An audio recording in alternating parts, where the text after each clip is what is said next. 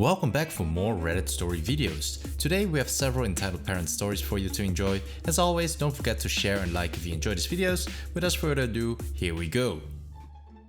My family is pressuring me to give my sister my wedding venue because she needs it more and is pregnant.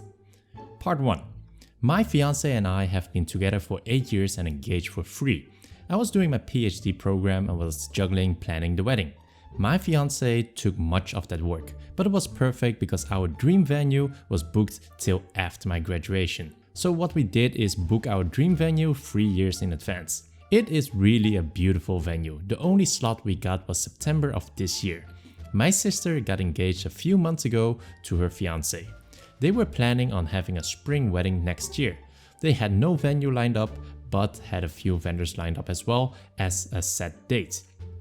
Yesterday, our parents invited us and our significant others to a family barbecue, where my sister announced to our extended family that she is expecting. Everyone was so happy for her and my brother-in-law, who is a great guy. My nan asked my sister if the wedding was still on the set date or if they were going to wait. Because of the baby, she said no, that she hoped to move it to September. No big deal. We don't have many out-of-town guests, so they could attend to both weddings, no problem. Nan was happy and asked sister if she needed help planning such a short notice wedding. My sister then turns around and said, "That's what I wanted to talk to you about. I was really hoping we could kinda take your venue." I really cannot stress myself too much with planning a wedding while going to maternity classes. And I think it's so beautiful, it would really mean a lot to me. It went silent because everyone was looking at me expecting me to say, "Yes, of course, everything for my little sister." My brother-in-law looks very uncomfortable and told her that they had talked about this and that it was not okay to put me on the spot. But my sister just said, "Don't be like that, my sister wants to do what's best for me, so it's no big deal, right?" I just said, "Well, it kind of is, I don't know. I have my heart really set on the venue." Cue the crying. She stormed off. Nan told me that I was being selfish because she needed the venue more than I did. I tried to defend myself and my mother said, "You waited 3 years. Would it have killed you to wait a few more months? When has your sister ever asked you for something?" A few comments later, my fiance got really mad and we left. My sister called me crying and said that it was unfair that I always get what I want and that I could have done this one thing for her. Dad said it's just a venue and what matters is the person who you are marrying. He is kind of right, but we have been planning for so long. My fiance is furious with my family and doesn't even want my sister to come. Now my family is threatening to not come because I am being selfish and my sister needs it more than me because having a baby is too stressful. Part 2. My brother-in-law called me and apologized for the inconvenience.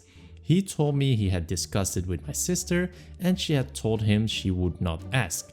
He is probably mad with her now and warned me that my sister is blaming me for potentially ruining her marriage.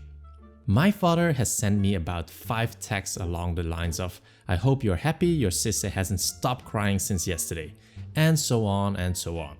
My fiance and I have decided to boot my sister from the bridal party and replace her with my aunt, who is the only family member that took my side. We have not decided whether or not we will invite my family as a whole. Furthermore, my mom took it upon her to tell on us. She called fiance's parents and told them that it would be best if my sister gets it because she is pregnant and pre-eclampsia runs in the family, whatever that means. My future father-in-law told them to F off and basically ripped my mom a new one for expecting something so ridiculous and that they were going to lose me if they kept playing favorites. So my mom is now crying too and saying that my father-in-law is an ass. This is just getting so pathetic. It seems straight out of a bad soap opera.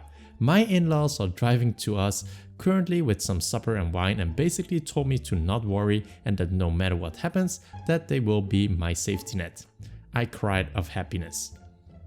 Part 3. So it hasn't been that long, but this post blew the hell up. I was expecting only a few answers, but the support was overwhelming. What boggled my mind is that this story flooded over to mainstream media. But let's get to the story. So since this went viral, a lot happened. My sister saw the story while browsing on her Reddit account. She lost her mind. She accused me of painting her like a loony and misinterpreting the facts. She said that I was being unfair, that she is family and that she asked it nicely because she loves me. She also underlines the fact that the opinion of internet strangers doesn't count because family is more important and I should focus on making my family happy. The only text I sent back was this: "I'm sorry that you perceive it that way. I did not in any manner distort what happened. As you might notice, I didn't describe your tone nor exaggerating anything. Perhaps you have that night different in your mind than I do, but I digress. I am sick and tired to be bending to your will. My whole life I have been your servant and your doormat. Remember all the birthdays I had to share with you because you would throw a tantrum because you didn't get presents? Or when you cried so I would fill out that job application for you. But the thing that has hurt me the most till now is when you ruined my graduation. I am done. I admit that I also spoiled you, but I will not any longer. If you want to marry so bad before your baby is born, then you could look at Hotel X that offers last minute weddings. I've spent too much time planning my wedding to gift it to you. And if you want to ruin our relationship over this, then go ahead. I will sleep sound and safe knowing that it wasn't my fault." She only sent me a "wow, you must love me so very much" and blocked me. She unblocked me this morning to send me this: "Wedding planner. Hello dear, I got the message from your mother and will proceed with the rebooking of the venue on the spot. However, this will have an extra cost as we have to change the names on the contract. Please come by my office tomorrow so we can sign the new contract. Sister, that's great. I'll be there at 9. My parents haven't actually written me since the thing with my father-in-law. My brother, yes, I have an older brother, but he lives in another city and wasn't at the barbecue. That's why I didn't mention him. Plus, he initially could not come to the wedding because of work and changed his plans after hearing about the story. So my brother contacted me and wanted to know what happened because he got weird stories from my mom and dad. Mom had told him that I had offered previously to the barbecue to give up the venue to my sister and that I humiliated her. I told him what really happened and he had no problem believing me. We talked a lot about our parents' behavior and he confessed that him moving was partly due to our parents being, and I quote, "shitheads to us." He told me that mom had gotten wine from the post and was mad at me for betraying my family. I haven't written my parents what so many of you advise me to because I have to come to terms with the fact that they love my sister more than me, if they love me at all. The wedding. We sat together and put passwords with majority of our vendors and also with the venue directly. We didn't talk to our planner yet, which is why the text of my sister worries me so much. Also, we cancelled the catering that my parents paid for, so short term we won't be able to get full catering like we wanted to. But all our friends and my fiance's family will help us prepare a buffet, and everyone is going to chip in. That will be our bachelor party. As we will have to spend more on our food now, we cancelled our bachelor parties and will have a family and friend cooking session. Thank you again for helping me see how toxic my family is. I will try to sort it out. If they apologize from the bottom of their heart, they will be allowed into my wedding, but if not, then, well, I still have my brother, who will be walking me down the aisle, and my aunt. Part 4. We called my planner and she was actually really horrified. She told me she never had as much as talked to my mother since the day we went to book the venue. She assured me that even if they were to call and say that I wanted it, I had to be present to make my changes. So we informed everyone that will work for us on our wedding and they offered to hire security for the day at a reduced price. EM wants me to stop treating my young adults' children as adults.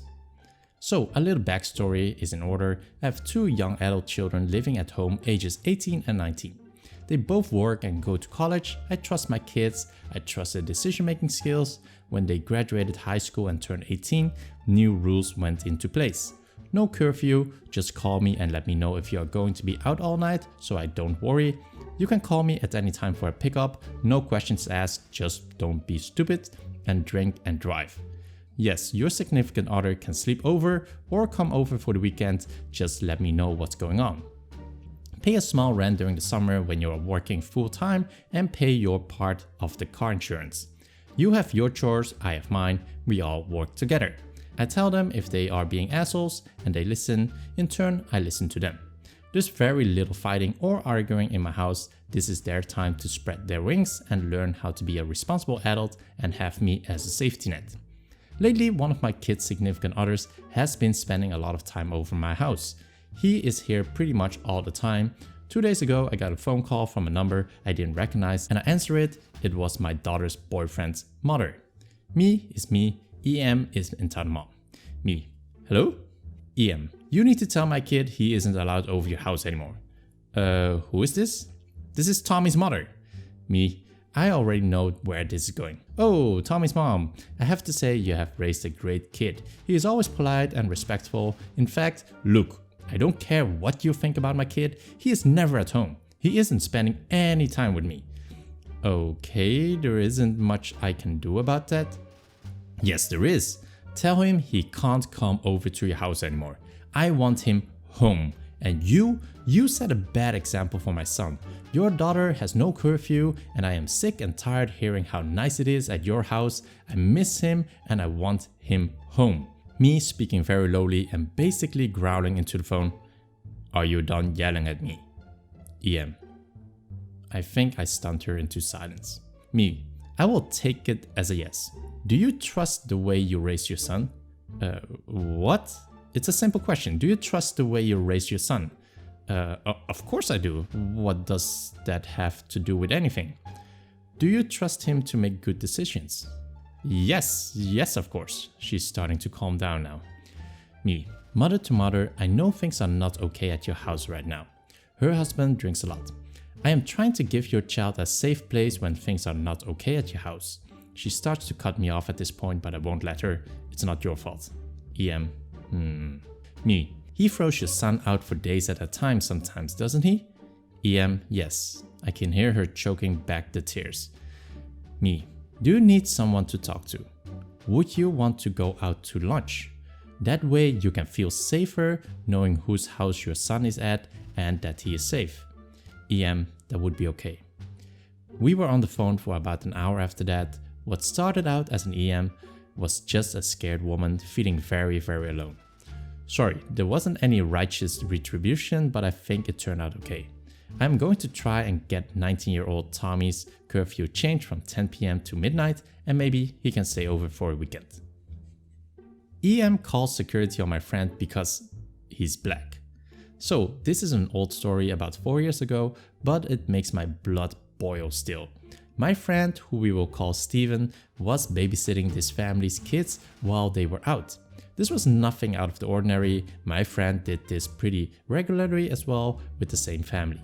A detail that will be important later is my friend is African American, and this happened in a mostly upper class white neighborhood. So he decided to drive the kids over to get pizza from a restaurant nearby, and they were waiting in line. While they were waiting, EM walks in with a kid and sees my friend and the two kids, both 8 and 10 respectively, and goes up to him and starts talking. EM. Excuse me, are you with these kids, sir? My friend. Yeah, I'm babysitting these kids while their parents are away. EM. Are you sure that's true? My friend. What do you mean? Do these kids know you? Yes, they do. Is there a problem, madam? At this point, EM crouches down on one knee to one of the kids. Little girl, do you know this man? Yes, he's our babysitter. EM gets up with her kid and walks out of the door.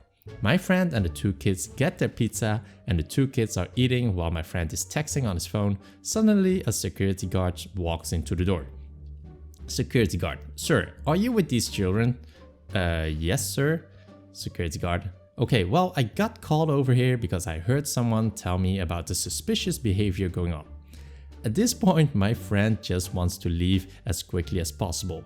When he walks out the door with the security guard, EM tries to stop him. EM, I'm sorry, but I just want to make sure the kids were safe. It's just, at this point, my friend had enough. He pulled out his phone and called the kids' parents, confirming that yes, they knew him and yes, he was their babysitter. After that, the EM tried to apologize. Not to my friend, mind you, to the guard. EM, I'm sorry for wasting your time, sir. It's just when I saw those kids with this gentleman, I got a funny feeling. And after that, he drove back home where the kids' parents were waiting for him.